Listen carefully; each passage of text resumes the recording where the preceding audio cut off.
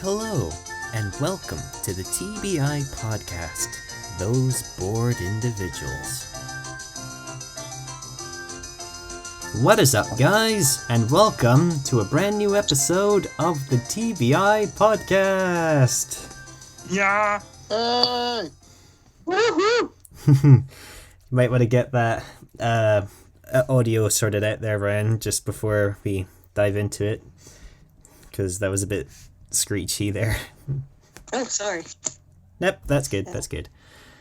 Right. Okay, I think that was just a technical glitch because I didn't do anything there. Okay. Anyway, well, as the lockdown is just about run its course, and let me tell you, in terms of my side, well, my parents have now been vaccinated against COVID-19, so technically speaking, this is the first time COVID-19 of any sort is in our household. So, yeah. Yeah, because my family's been incredibly lucky in terms of COVID-19, bizarrely, because our families are quite large. But still, it's a start for many of us. Yep. Yeah. So, how have you guys been since the last podcast? Not too bad. College restarts this week, so 7 a.m. starts for me again. Sheesh. I'm the same. My college starts next week as well. I'm going to get up more earlier, so yay. The worst thing that can happen to us students, getting up early. Yeah. Life for me is more or less the same. Still continuing my 2 a.m. starts. So consider yourself lucky. But I will say though, I still think when everyone quote unquote re-enters society, we should still treat it the way the last time the lockdown was ended for a brief period. Because I still worry that we're all gonna meet up with each other and then the virus is gonna get a quick, increase again. So I don't know if it's properly, not to be a downer. I think we're in a better spot than we were last year, but it's still a gradual thing, I think. Yeah, because as of this recording, it's almost been exactly a whole year since COVID-19 entered the UK and the lockdown officially begun. So, yeah, a whole year in lockdown, and as far as we know, I think we got through it pretty well. Yeah. I think there should be like T-shirts out there somewhere saying we survived a pandemic. If you want to remember that, then yeah. But still, until things go back to normal, we've still been at home watching through things and playing games. Yeah. And as for me, I have kind of been on an anime bingo list. Oh. Yeah, because there's quite a few anime series and movies out there that a lot of people do need to see before a certain age. And yeah, I've been doing pretty well because I've watched Paprika for the first time. Paprika, I know that one. Yep, I also saw Akira for the first time. Just yesterday, I finished watching through the anime series Parasite, the Maxim. And I do want to see that one. Yep, and now, currently, it's on to Demon Slayer. So, A man of culture, I see. yep. I've heard recently from a couple of people that Naruto/Boruto is supposed to be good. It's to do with ninjas or something. Yeah. Sorry, I need to check in. But I have to go back to how you started. These have to be watched before a certain age. For those of us who don't know, and just in case I need to panic, is this age anytime soon, or do I need to? It depends on how you look at things. I mean, now that all of us are technically in our 20s, you can technically watch anything you want. So the world's your oyster. I'm 17, so soon I'll be 18. So yeah. Well, you're getting there, Michael. So Nearly there. Yep. One more year.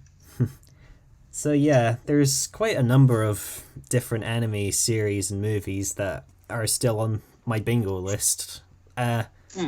One series that I am hoping to get into, and one that I think looks hilarious, is Heaven's Design Team.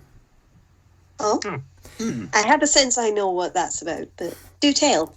Basically, I don't know much of the summary, but from what I've seen in clips, it's about God has a company of archangels who basically are tasked with designing every animal and creature that appears on Earth. And the results can be downright hilarious because there's one clip in particular where it's like they're trying to think, how can we make the gorilla better? And they make it twice as big. They have it primarily on all fours, and they make its nose ridiculously long. And they just thought, yeah, forget it. Let's just make this an original creature. Let's call this the elephant. Okay. I want to see that now. Yep. I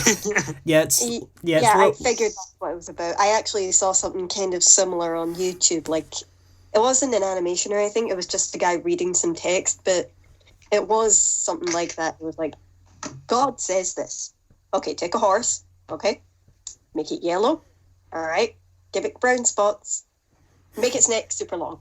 And an angel's just like, what are you drinking, sir? Also give it a black tongue. Sir, please. And it's just a series of those, like, pointing out just how weird some animals are. Yeah. Don't get me started on the platypus.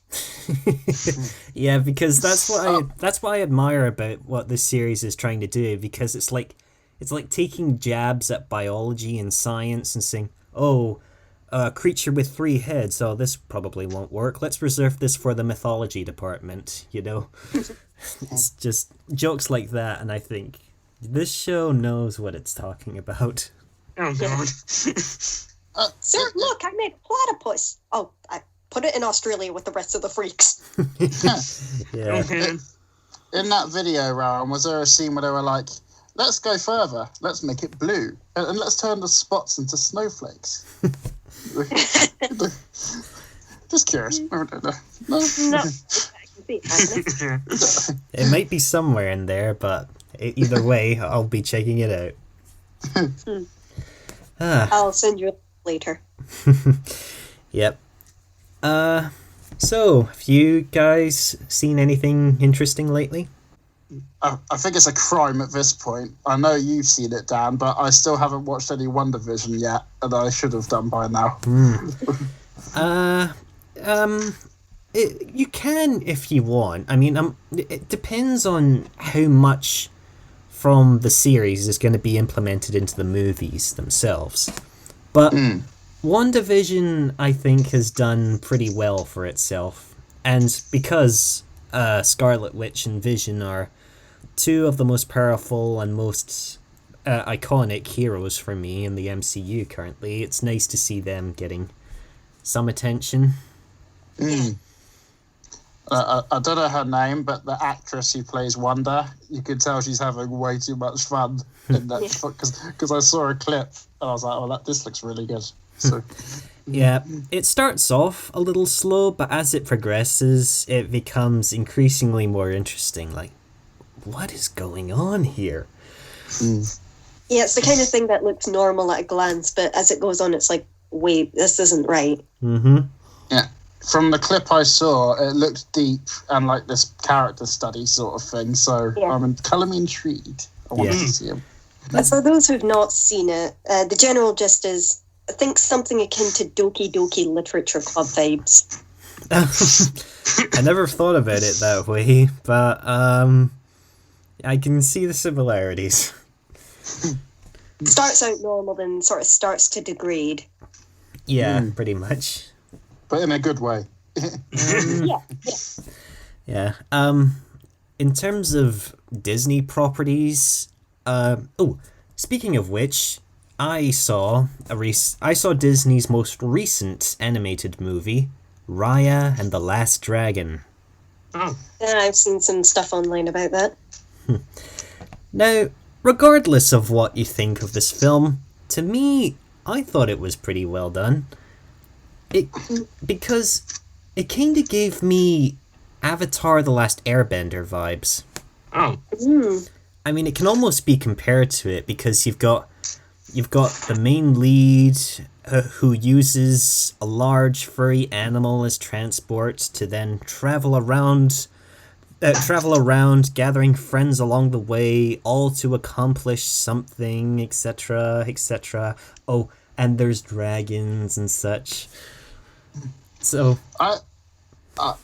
I've heard nothing about the film. I saw the trailer. I haven't heard anyone's opinions. The vibes I got were from that film where you'll remember the name of it. It's where the boy he's got one eye and his evil aunts are trying to get his Kubo eye. and the Two Strings.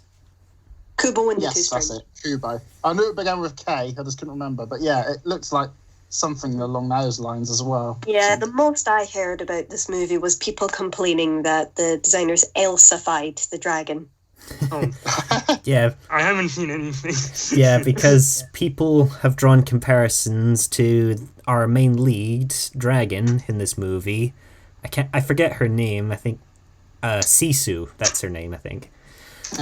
Because a lot of people compare Sisu's design with Elsa and think, wait a minute, they just took Elsa and turned her into a dragon version of herself.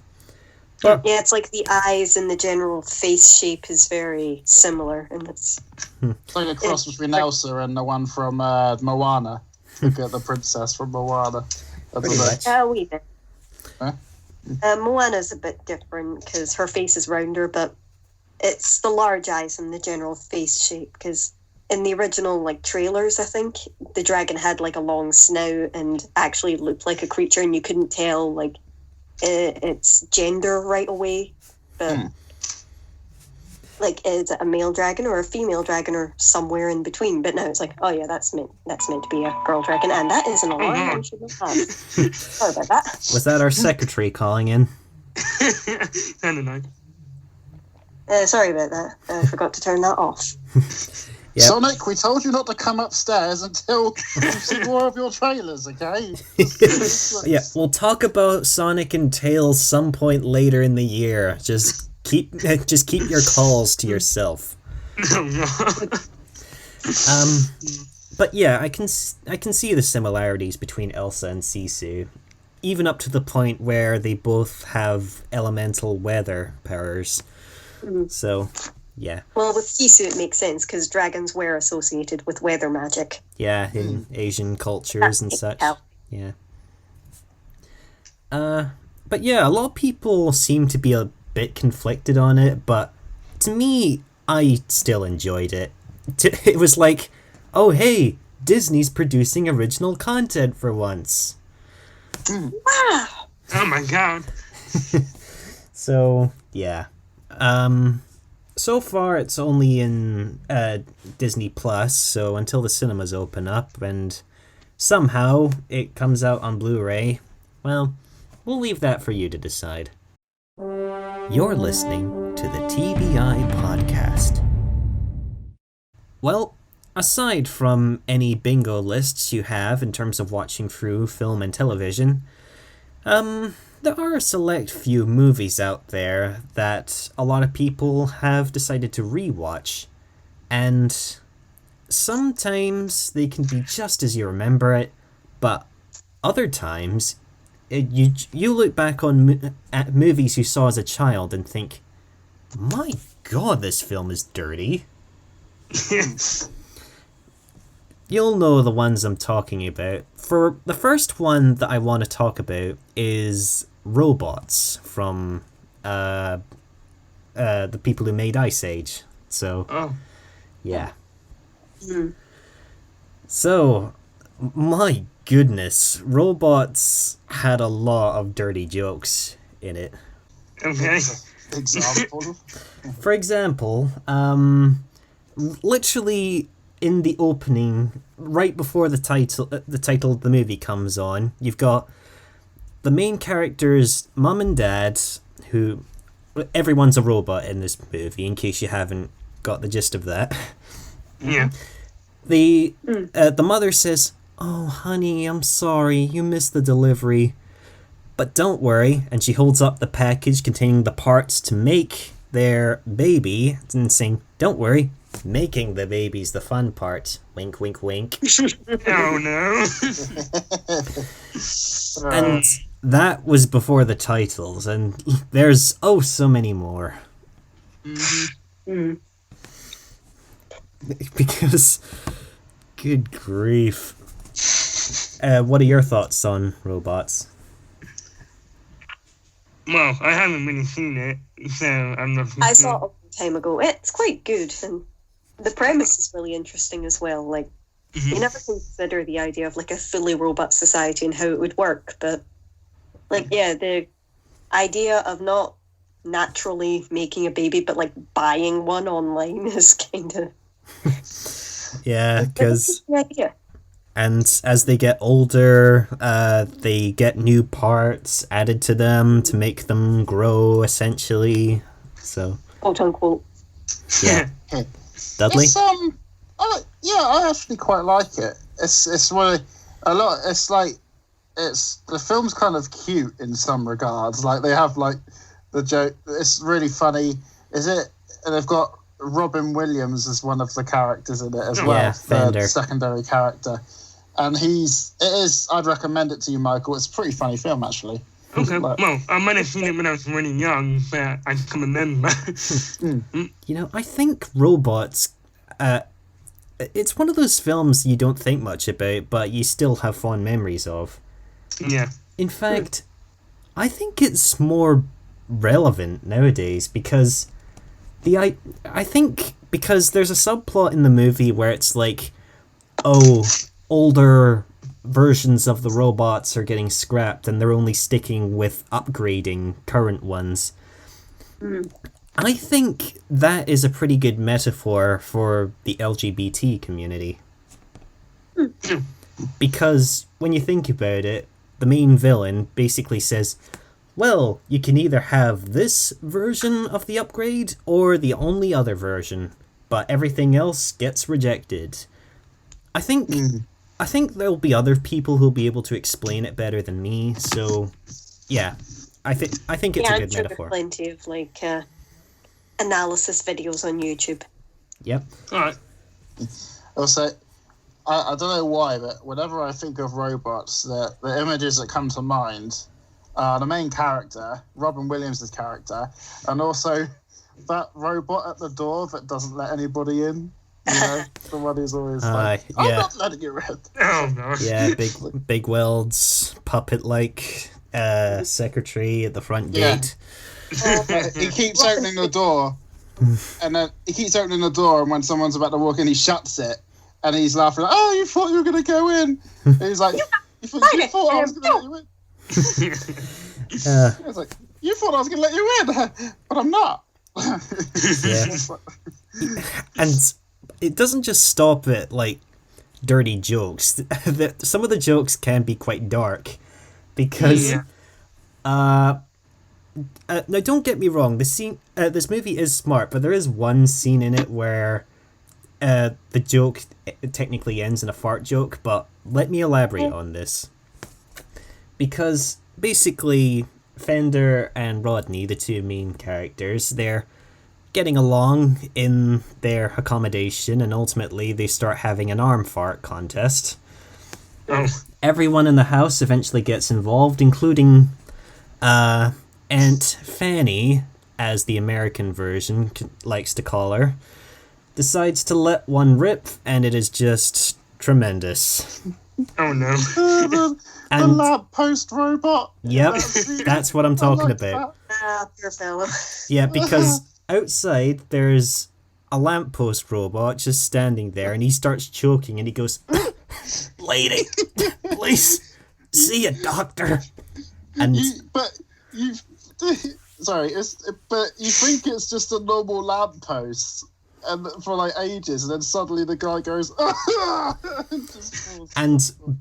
just to end it off, by morning you see a little sticky tape outline of where his corpse used to be. Oh god. So yeah, it's like, good grief, but it's also hilarious at the same time. Yeah. So yeah, Robots is definitely an animated movie known for its dirty humor. However, Yep. there are also other movies out there that are known for being downright rude in terms of their Oh language. yeah. Mm-hmm. Oh my god. Sonic, keep it down. we really need to employ some bouncers to this building. Hey, I know just the guy. Get Big Will's secretary in here. Oh no. Yes. My phone suddenly opened up a video. I have no idea why. I'm just gonna toss that to the other side of the room. Okay. Sorry about that. It's No, alright. I like how we managed to incorporate the door guy. Oh no, don't explain a joke, that doesn't leak. Anyway, one other animated movie that I know has quite a potty mouth is DreamWorks' Ants. Oh. I've never seen that. Wait. I thought it was A Bug's Life. You'd be correct in questioning that, because people are often conflicted. Like, do I want to watch Ants or do I want to watch A Bug's Life? Because Disney I and believe DreamWorks. someone who. Yeah. Sorry, go on. Because DreamWorks and Disney in their early days in the 2000s were known for making movies that sort of rivaled each other's in certain years. And sadly, that trend has now died down because DreamWorks is focusing primarily on making films kids exclusives, which is basically basically what everyone's sort of thinking about DreamWorks currently. Because for me, I've not seen many DreamWorks movies recently that I think, hey, I'll be able to watch this in a couple of years' time as an older adult. But quite frankly, a lot of their films now are just kid exclusive, and it's hard to watch, basically. Oh. But still, the ones that do work are pretty darn great. Uh-huh. And the thing is about ants, I'm going to assume I know what moments you might bring up, but I will say, well, one fun fact is, I think the person who created Ants was once a Disney employee, and then he left and made Ants, knowing that Bug's Life was coming in the wake, I think, from what I remember.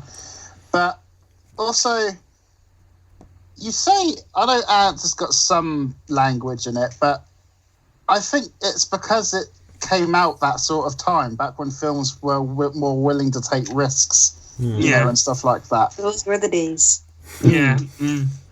Yeah, because Disney tries to be mostly family friendly, but also watchable for adults, whereas DreamWorks in its early days tried to be a bit more childish, but also have quite a few dark moments here and there. And Ants is a prime example because, jeez, there are quite a few swear words in there. Well, when you're a kid, you don't even know what smell it is, so. Which makes it worse in that regard. But, yeah, well, depends how you were raised, but, you know. But they had a lot of dams and hells. Excuse my French. I don't personally usually consider them as swear words, but apparently they are. So, like on the lower spectrum of swears. Yeah. Introductory swears. Yeah. Yeah. Not actual swear words. Yeah, entry level swears. Yeah.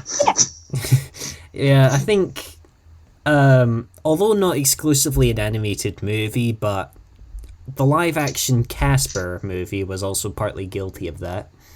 No. Yeah. Any of you seen that? I've seen the Nostalgia Critic video on it. I've never actually seen the full movie. Dudley? I used to have a taped video of Casper and Jingle All the Way back to back, and I loved that movie, but I was unaware that they censored some of the clips in my recording of it. So Wow. next time I watched it on TV, there's a point where they're arguing in the kitchen, and the main character goes something off to the person, says a bad word. And I was like, when was this in the movie? I don't remember this, Yeah. So, As for the movie itself, I admire it for what it was trying to do, but to me, it's just okay. I think it could have been a lot worse regarding the subject matter, but the effects on Casper and the other ghosts are all very nice. So, yeah. My favourite bit was the Casper's uncles. I think they stole the show, to be honest. But Yeah. So, are there any other dirty movies that spring to mind you wound up seeing? I think one of the most guilty subjects of that one would be DreamWorks' Shrek. Oh, yeah. Really? Oh, yeah. Yeah, especially at Lord Farquaad's expense. oh, Yeah, I remember Shrek. Yeah, because, jeez, he just flat out rejects every magical creature that he comes across, and the fact that he just breaks Gingy's legs in the first time we see him, it's like, good God, why? Yeah, back. I was talking more about Shrek's jokes at his expense. Yeah. Yes, and his name is Exactly. already one. But I remember when Shrek first came out, and it took everybody by storm. Like, we loved it. But the funny thing is, we all had these ideas about how we'd like fairy tale characters to be, and then Shrek comes along and makes adult jokes out of all of them, and does parodies them all, and you're just like, Yeah, and that's what made the Shrek movies what they were. And for me, Shrek 2 is always going to be my number one favourite sequel to any animated movie. Yeah, that was good. I enjoyed it. well, that's an example where the sequel could be the best in the series. Yeah. Yeah, it's just how it just ups everything. And the fact that they brought in animators from the other DreamWorks movie, Spirit, to animate Donkey in his horse stallion mode, it's like, yes, you were built for this. Yes. So, yeah, and the fact that they made the fairy godmother, a being who's been a symbol of purity and hope, just the fact that they turned her into this villain who just wants everything to go her way, it's like, Jesus. Yeah. She kind of turns "I Need a Hero" into a villain song. And believe it or not, a lot of people are saying that her rendition of "I Need a Hero" is probably even better than the original song. Because, my goodness, it is pretty darn great. He goes hard. But it's like you say, I'm not going to fault Disney, but I will say, yeah, DreamWorks is like Disney, but it's more willing to take risks with the dirty jokes and stuff. And that's why Shrek was so popular, I guess, as well. Look. Agreed. Yeah. You are listening to the TBI show! Well, it's that time again for the month's most ridiculous headlines. Yeah. Okay, In this month's news, Looney Tunes character Pepe Le Pew has become the next target of cancel culture. Oh, of course. Now, for those of you who don't know what cancel culture is, basically, as time progresses and equal rights become more of a commonplace, many old-timey characters are trying to be forgotten, for they promote bad stereotypes. And now it's been debated about Speedy Gonzales being a stereotype, and now it looks like everyone's favorite skunk, Pepe Le Pew, is now on that cancel culture list. Oh. For those who don't know, Pepe Le Pew was a character who had a French accent, and his whole gimmick was that he'd see this female cat and would pursue her romantically despite their rejection, the cat's rejection. So it's like... Because he stunk.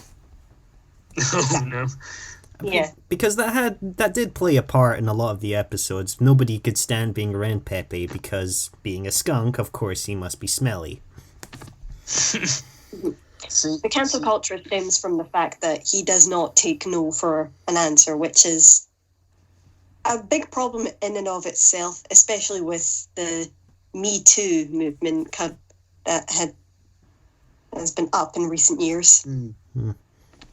Thoughts, Dudley? See, now, I was going to say, well, now that Rowan has said that, now I can see where people were coming from. Because at first I was going to say I couldn't see a problem with Pepe Le Pew off the top of my head, because I thought he may be a French stereotype in the fact that people say French is the place for romance. So I was like, surely that's a good thing. But now I see what she means. Yeah.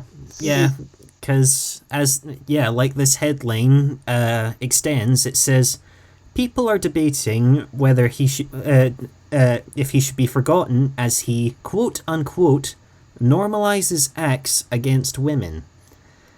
Oh. Now, let's think back to every Pepe Le Pew episode. You can kind of piece together why people would think that. So, yeah, poor old Pepe. Hopeless romantic. The thing to remember with these old kinds of cartoons is that they're a product of their time. Like, back then, what are considered pretty major offences today were a lot less serious back then. Like, back then, like, not taking no for an answer could be played as the woman just playing hard to get rather than just saying straight up being not interested. But back then it was a goldmine for comedy. So Yeah. remember that sort of thing. It's a product of its time. It doesn't necessarily mean it's right, but it's a thing to remember. Yeah. Well, I like what Disney Plus's stance on it actually recently, because the other day I was watching, I watched a random episode of DuckTales, and this is the first instance where I had a pop-up come up saying, this episode contains things that could be perceived badly for the times and stuff like that. What we're doing is keeping it there as to raise awareness of it and to keep it going forward, so you can look at it like that. And I thought, that's really good, because then you can still, you can still watch it for what it was. You can still watch the show, but that pop-up will be there in case people might get offended at the stereotypes that might have been in this episode. Yep. A reminder. Did something similar from one of their shows. They had a disclaimer that said this movie depicts insensitive topics, but we are keeping them in as to not gloss over it, because to remove it would be to say that these things never happened in the first place, which they did happen, so taking it out would be counterproductive in the end. Yeah. The same thing, because it's happened with a lot of movies. Peter Pan and Dumbo, they've been either removed or have a pop-up placed on them, like this movie contains stereotypes that would be unsuitable nowadays, etc. So yeah. But on the subject of Speedy Gonzales, I don't know if I brought this up before. in the podcast, but there was a point where people were saying that Speedy Gonzalez was a Mexican stereotype. Mhm. But except the people who loved him were the Mexicans. So Oh, it's people who weren't Mexican calling him out on being a stereotype. So These sorts of things are a delicate thing. People will cry stereotyping or whatever, and when in reality the people that are supposedly stereotyping don't have that big of a deal. Like, yeah, Speedy Gonzalez is stereotyped, but it doesn't stereotype him like a bad way. no.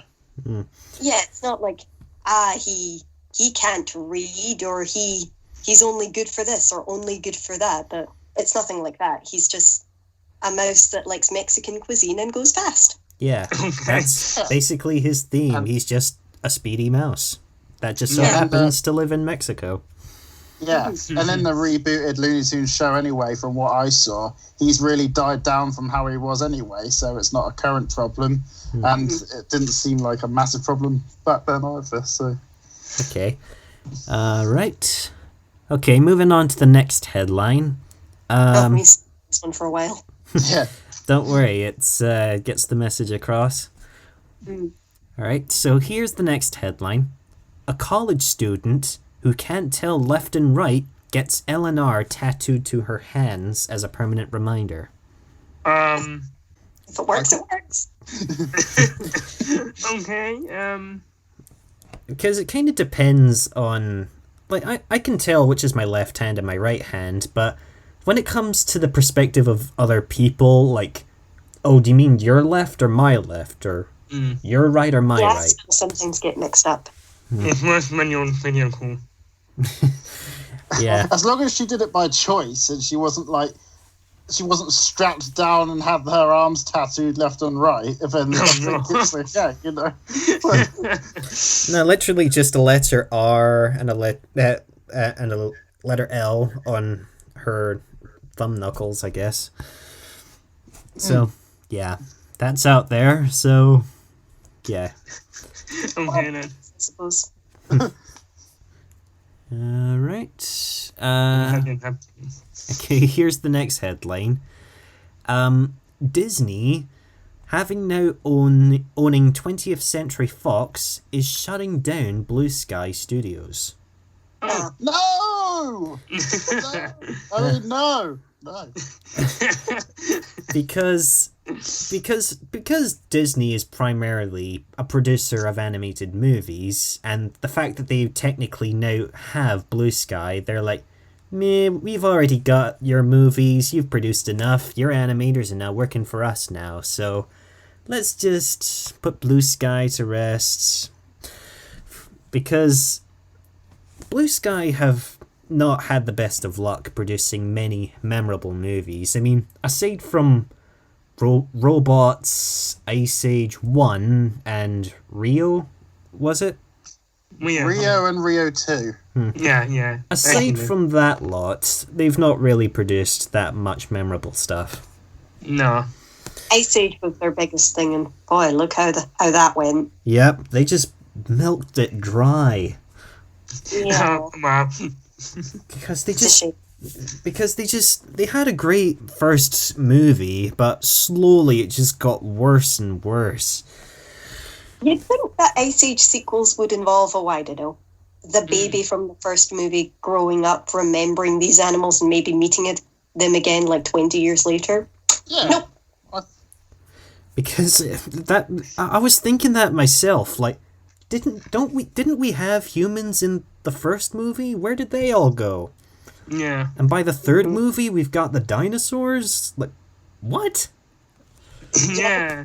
You ever got to a reference to humans within like a little funny animated short specifically about Scrat traveling through time, and he briefly ends up in the first movie where you see the cast with the baby, and that's it.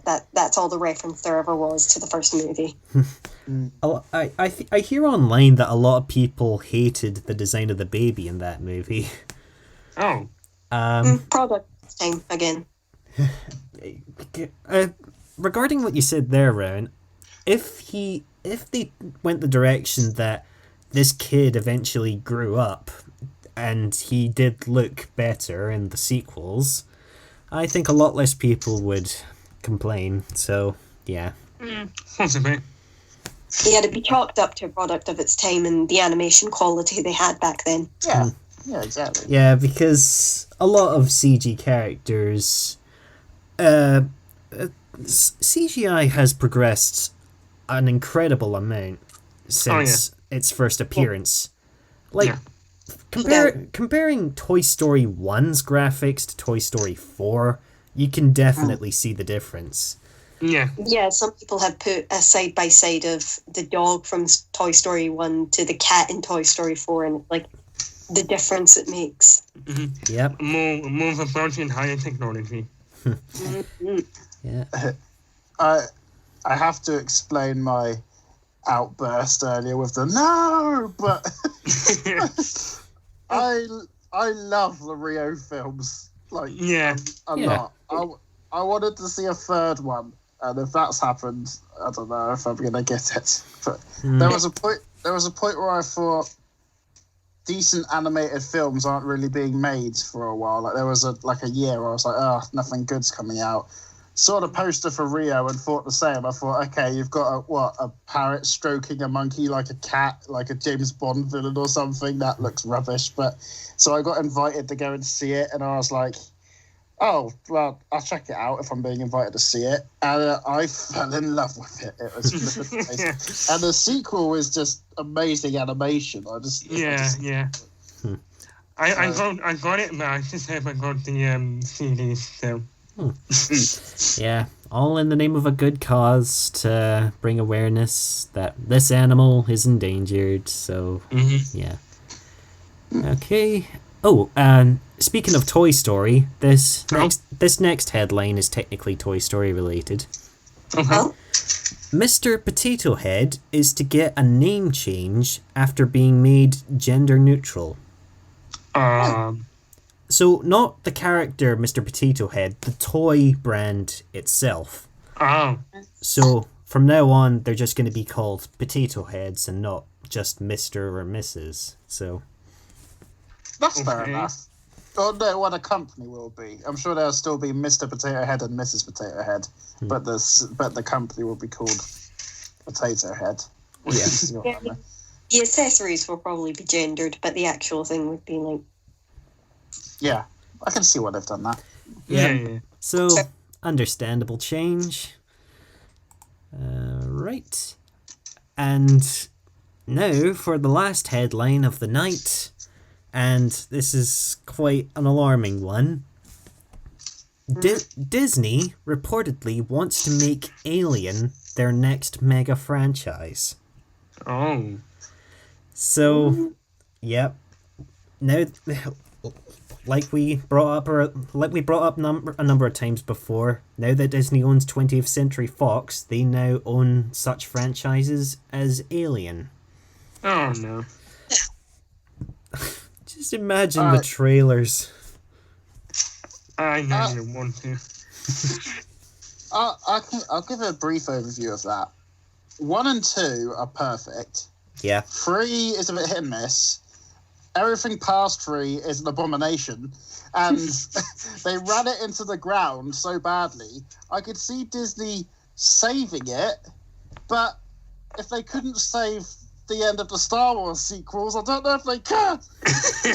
You know, Dudley, just diversing away from that, but have you heard that the rumors that Disney could be filming or making another version of Episode 8 of Star Wars? Wait, what? I've heard a rumor, but they might consider the sequels as an alternate reality and then rewrite them to be better, which I'm all for. Well, I mean, 7 I liked. 8 was half and half. I quite like 8. But 9 was terrible. Like, I'd just be happy if they rewrote 9 and did something different with that. Cause... Yeah. I wasn't too fan with it either. If they did decide to rewrite different franchises like this, I think it could either go really well or pretty badly, but it's still exciting because a lot of people say Star Wars The Last Jedi and Rise of Skywalker weren't as good as The Force Awakens. So, personally, I thought they were alright, but if they can do better than that, then I think, wow, I was so wrong. I mean, in that same vein, if they decided to do that, imagine how the prequels would look. Yeah. Nothing can be with this. See, I love the prequels, but like if they re-release the prequels with better graphics, then again that's pulling a George Lucas. Oh, we're releasing 50 versions of it and stuff. I wonder what George Lucas' reaction would be. Yeah. Well, I'm with Star Wars. It seems like something that people would want if they remade the sequels because of the way they went. There's good aspects in the sequels. Like in Episode 9, it does have some good things, but in other areas it falls flat. Yeah, especially at the ending. So, depending on what direction Disney takes with an Alien franchise, good grief. I mean, imagine that. Alien, a Disney property. Yeah, I don't want to. Picture. Like I say, think of the trailers. From the magical people who brought you The Lion King, Moana, and Zootopia comes an all-new thrilling adventure. In a world. Not everywhere. In a world. Only family friendly. Yeah, in a world where idiot crew members are eaten off one at a time. From the and the only smart person on board, Ellen Ripley, your new favorite Disney heroine. Welcome to the Disney Princess lineup. Oh no. Oh, God. I just hope this is just like a nightmare and it's like all a dream and we just wake up, everything's normal. But in its defense, they brought us some incredible Marvel films. Oh yeah. With the darkness and the action. So if they've got one area for kids and one area for adults, if they can produce stuff with quality like that, then fair play to them. Can I just ask, have Disney hacked this podcast? Because, no? What do you mean? Because every conversation we've had has involved Disney at some point this time. Disney's taking over. Disney's taking over. Disney's taking over the whole thing. We can talk about. Okay. Let's think of something else. Ice Age. No, that's a Disney property now. That guy. The Simpsons. No. Marvel. Wait, no. Dang it. National Geographic. Nope. Snyder's Justice League cut. Oh. That's not Disney. That's not Disney. Give it time. Yes. Will it be better than the original Justice League that was given to us on... Yes. Yeah. Will they do a better job at editing out Henry Saville's mustache? Who knows? Oh no. Well, until then, we're almost out of time for this podcast, guys. So, anything you want to close out with? Well, yeah. It's claws into my leg. Ooh. I'm laughing. Yeah, the cat's been there for a while. Yep. It was Pokemon's 25th anniversary recently, and there's been Diamond and Pearl remakes. There, I acknowledged it somewhere. So, Yeah. Well, the only other thing that I've been up to is that I'm learning guitar, so yeah. ooh. Nice. Learning a bass guitar, so yeah. Meanwhile, I'm just building a civilization on my channel in the form of the Powder Pelago, so Not sure. I'm not sure what that says about me, but yeah. Fair enough. Did anyone else hear Dan's voice echoing then? I think it's slowly morphing into the Disney executive who's actually sat there. Oh no. Oh god, we gotta cut this. We gotta cut this before he delves into this and brands it Disney. Ugh. Disney's taking over First Counter. So see you next time, guys. Hopefully the podcast doesn't burn down. Bye. On the whole channel. Bye! Bye-bye.